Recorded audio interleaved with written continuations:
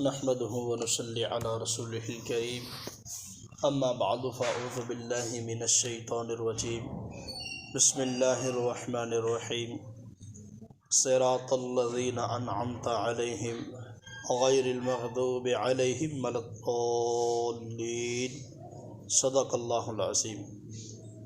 اللہ رب العزت اپنے کلام پاک میں ارشاد فرماتے ہیں صراط الذین انعمت علیہم،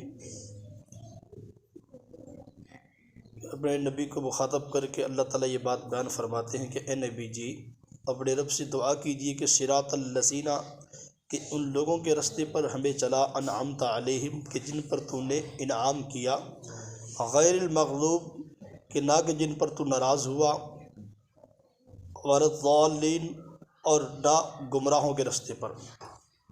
ابھی دیکھیے اس آیت کریمہ کے اندر اللہ تعالیٰ نے صراط مستقیم جو رستہ ہے، اللہ نے اس رستے کا انتخاب کیا ہے، اس رستے کی اللہ تعالیٰ نے وضاحت کی ہے کہ وہ رستہ کون سا ہے اور کن لوگوں کا رستہ ہے۔ تو یہاں پر اللہ تعالیٰ نے یہ بات بیان فرمائی کہ صراط الذین انعمت علیہم، کہ ان لوگوں کا رستہ کہ جن پر تو نے انعام کیا۔ تو بھئی انعام یافتہ کون لوگ ہیں؟ کن لوگوں پر اللہ تعالیٰ نے انعام کیا؟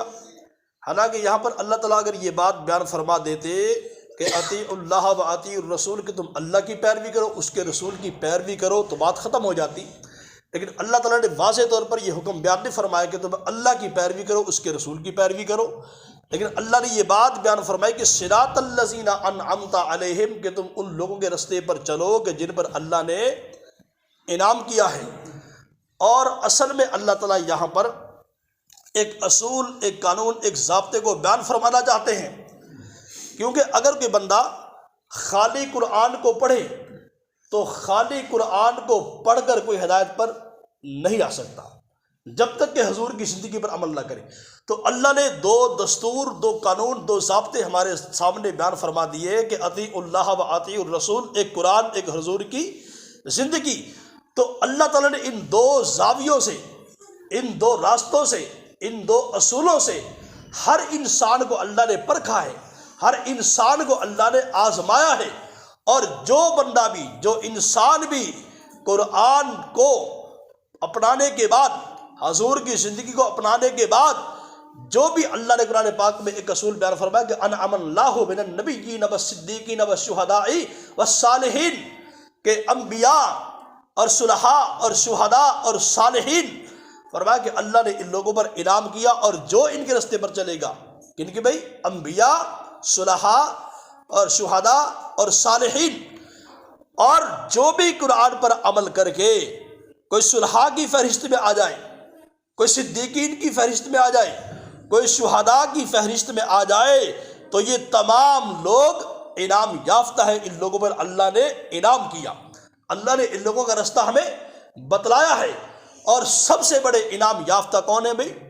انبیاء علیہ السلام۔ اللہ کی ذات کے بعد سب سے بڑے انعام یافتہ، سب سے کامیاب، سب سے بڑے مراتب پر فائز کون ہے؟ وہ انبیاء کی ذات ہے۔ اور انبیاء میں سب سے بڑے ہمارے پیارے پیغمبر حضرت محمد مصطفیٰ صلی اللہ علیہ وسلم سارے انبیاء کے سردار ہیں، سارے انبیاء کے سردار ہیں۔ اور ہمیں حکم بھی دیا گیا کہ ہم حضور کی پیروی کریں، ہم حضور کی بات کو مانیں، ہم حضور کے اعمال کو اپنائیں، حضور کی زندگی کو اپنائیں۔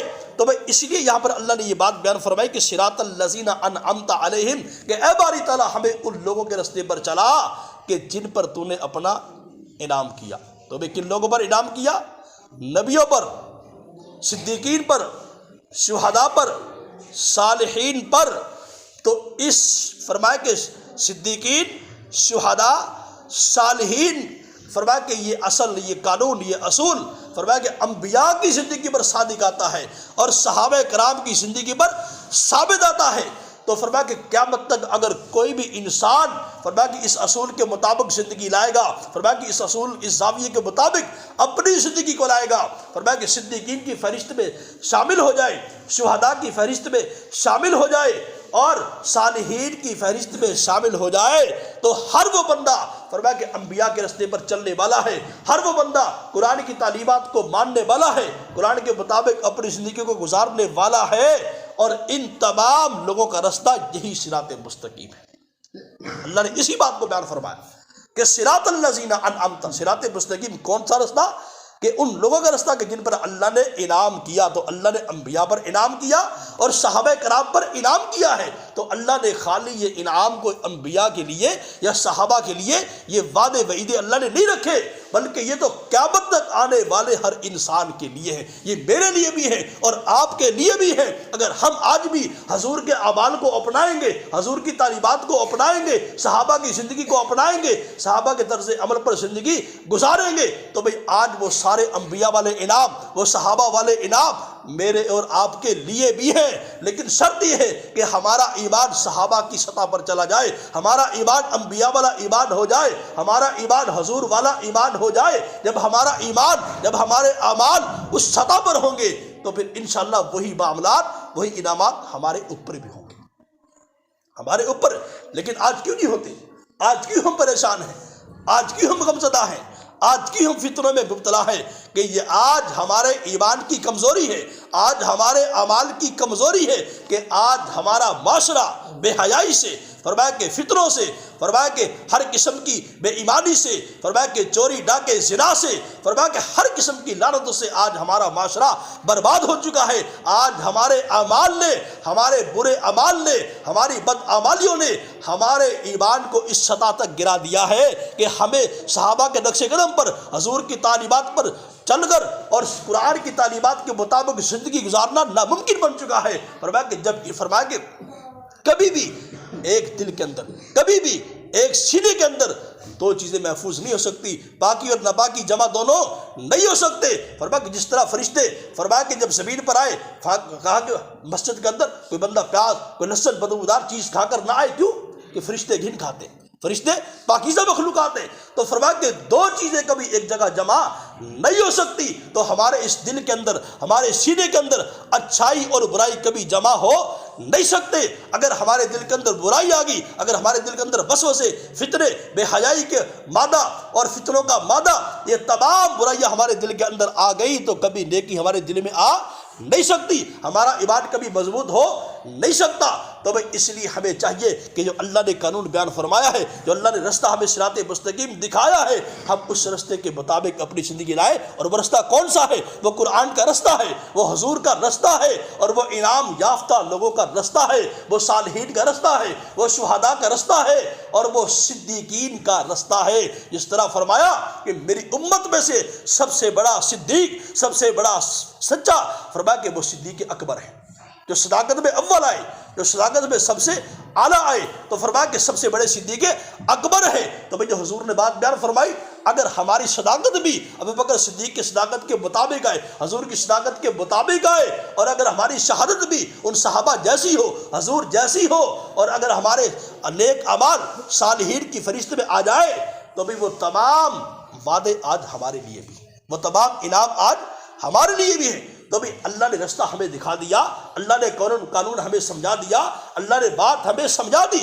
اسی لیے اللہ نے یہاں پر قرآن و سنت کا ذکر نہیں کیا، اپنے احکامات کا ذکر نہیں کیا، حضور کی تعلیمات کا ذکر نہیں کیا۔ کیوں؟ بھئی سورۃ فاتحہ تو فرمایا کہ تو ام الکتاب ہے، یہ تو پوری کتاب کی ماں ہے، یہ تو پورے قرآن کی ماں ہے۔ تو اللہ اس بات کو بیان کر کے بات کو ختم کر دیتے کہ میری اطاعت کرو اور میرے رسول کی اطاعت کرو، لیکن اللہ نے ایک اصول بیان فرمایا، فرمایا کہ اللہ کا انعام کن لوگوں پر؟ من النبیین والصدیقین والشہداء والصالحین۔ اللہ نے اصول بیان فرما دیا کہ اس اصول کے مطابق قیامت تک جو بھی آئے گا وہی انعام یافتہ ہے، وہی صراط مستقیم پر ہے۔ تو بھئی ہم میں سے، مجھ میں سے، آپ میں سے قیامت تک کوئی بھی انسان اگر اس اصول کے مطابق آ جائے گا، سمجھو وہ صراط مستقیم پر ہے، سمجھو وہ کامیاب زندگی گزار رہا ہے، سمجھو وہ بندہ ہدایت یافتہ ہے، سمجھو اس بندے میں اللہ کے انعامات، اللہ کی رحمتوں کا نزول ہو رہا ہے۔ تو بھی اللہ نے رستے کی تعین ہمیں بتا دی، تو بھئی ہم کوشش کریں، ہم اس بات کا عہد کریں کہ انشاءاللہ آج کے بعد ہم اپنی زندگی کو، ہم زندگی کے تمام معاملات کو اللہ کے حکم کے مطابق گزاریں گے، ہم اللہ کے احکامات کو حضور کی تعلیمات کے مطابق اپنے جسم پر لاگو کریں گے، اپنے گھر میں، اپنے معاشرے میں لاگو کریں گے، اور جس طرح صحابہ نے حضور کی تعلیمات پر عمل کیا، حضور کے اعمال، کردار، اخلاق کو اپنایا، ہم بھی اس طرح صحابہ کے نقش قدم پر چلتے ہوئے ہم بھی حضور کی تعلیمات کو اپنائیں گے، حضور کی زندگی کو اپنائیں گے۔ بھئی اگر آج ہم نے قرآن کی زندگی کو اپنا لیا، قرآن کے طرز پر ہم نے زندگی گزاری، حضور کی تعلیمات کے مطابق زندگی گزاری، صحابہ کے طرز پر زندگی آج ہم نے گزاری،